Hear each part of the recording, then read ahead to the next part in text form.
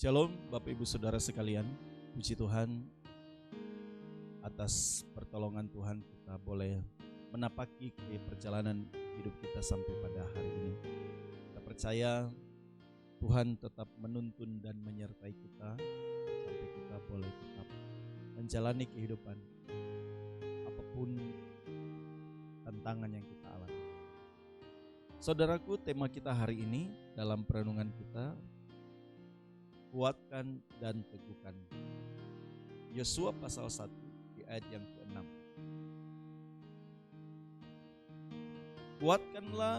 Kuatkan dan teguhkanlah hatimu, sebab engkaulah yang akan memimpin bangsa ini memiliki negeri yang kujanjikan dengan bersumpah kepada nenek moyang mereka untuk diberikan kepada mereka. Ayat 7.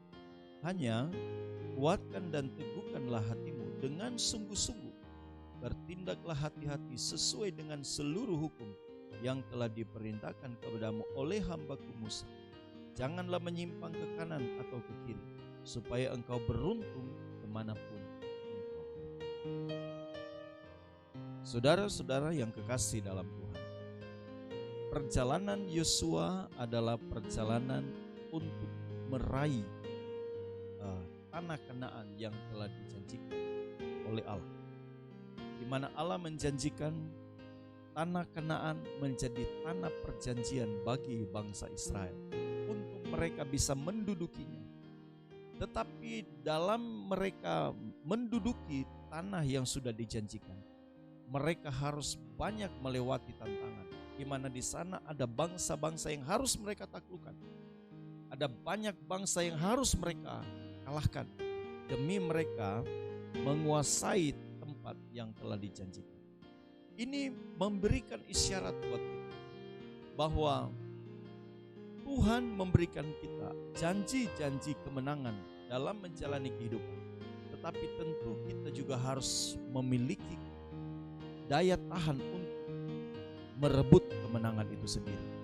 Kemenangan atas dosa telah Tuhan selesaikan di kayu salib. Namun potensi dosa di dalam diri kita harus kita menangkan. Karena demikian, perjuangan yang harus kita lakukan ketika kita mengikut Tuhan. Saudaraku, ketika diberikan janji tanah Kanaan bagi bangsa Israel, tentunya yang akan memimpin adalah Yosua. Firman Tuhan yang disampaikan kepada Yosua mengingatkan harus menguatkan dan meneguhkan hati. Harus kuat dan teguh hati. Bahkan sampai 2 kali Allah berkata, kuatkan dan teguhkan hatimu. Karena untuk meraih kemenangan itu harus melewati banyak perkara.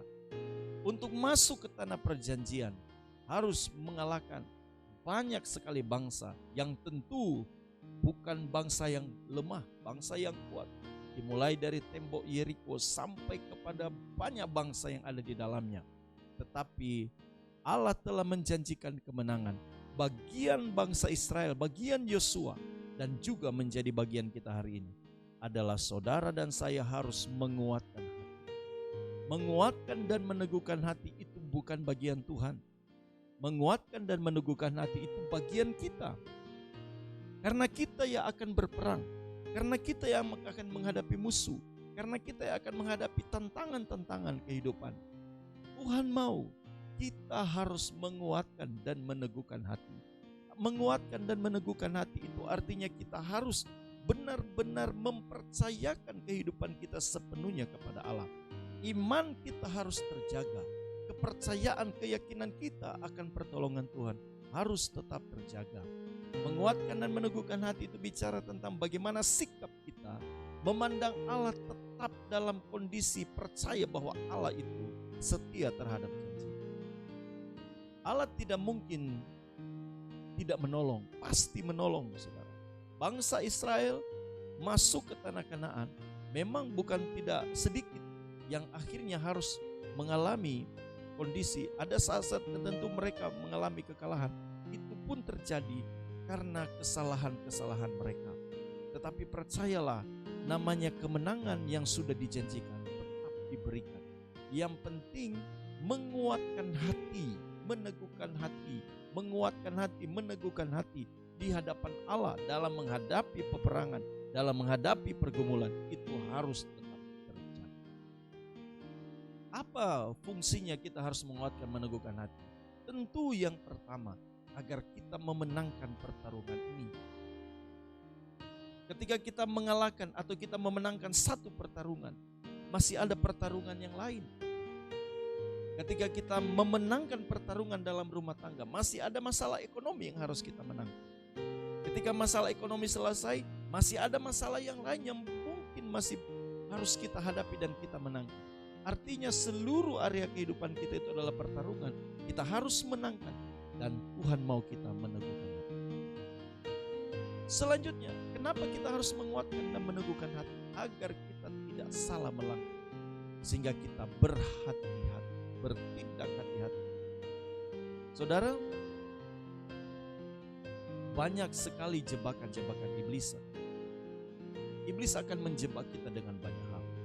Tawaran-tawaran, keinginan-keinginan, semua hal yang akan menggoda sehingga kita jatuh. Maka kita harus bertindak hati-hati. Dengan kita menguatkan hati kepada Allah, bahwa kepuasan yang sejati itu asal dari Tuhan. Kenikmatan yang sesungguhnya itu bukan menikmati kedagingan. Kenikmatan yang sesungguhnya itu adalah menikmati Dia, Tuhan. Dia adalah sumber kepuasan kita. Jebakan iblis paling banyak adalah membuat kita seolah-olah ada kepuasan lain dibanding Tuhan. Kepuasan lain dibanding Allah. Maka iblis menawarkan begitu banyak keindahan di sekitar kita. Kenyamanan-kenyamanan hidup dan lain sebagainya. Tetapi kita tahu bahwa itu hanya jebakan, sehingga kita harus meneguhkan hati kita supaya kita bisa bertindak hati-hati. Saudaraku yang kekasih di dalam Tuhan, bukan salah kalau kita mengalami banyak pergumulan, bukan salah kalau kita melihat ada banyak godaan di sekitar kita. Karena memang itulah siasat kuasa kegelapan. Itulah siasat musuh agar kita kalah dalam medan pertempuran ini, agar kita tidak memenangkan pertandingan iman ini. Tetapi Tuhan mau ingatkan buat kita hari ini, sesulit apapun, sehebat apapun tantangan yang kita alami, kuatkan dan teguhkan hati. Dengan kita menguatkan dan meneguhkan hati, setidaknya dua hal kita alami. Yang pertama, kita akan melihat kemenangan demi kemenangan menjadi bagian kita. Yang kedua, kita akan tetap melihat agungan semarak Allah akan tetap menuntun kita, sehingga kita tetap melihat pertolongan Tuhan sempurna dalam hidup kita. Amin. Puji Tuhan, Tuhan Yesus memberkati.